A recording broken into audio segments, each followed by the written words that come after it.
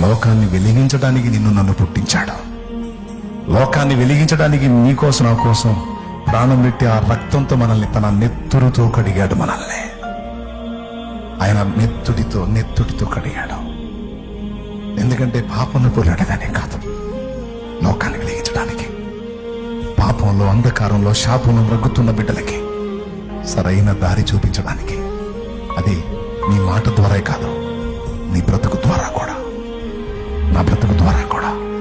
అందుకే ప్రేమ అన్నాడు, అందుకే పవిత్రత అన్నాడు, అందుకే మంచితనం అన్నాడు, అందుకే విశ్వాసం అన్నాడు, అందుకే సాత్వికం అన్నాడు, అందుకే ఆశానిగ్రహం అన్నాడు, అందుకే ఓర్పు సహనాలు అన్నాడు, అందుకే దయ, కనికరం, క్షమ అన్నాడు.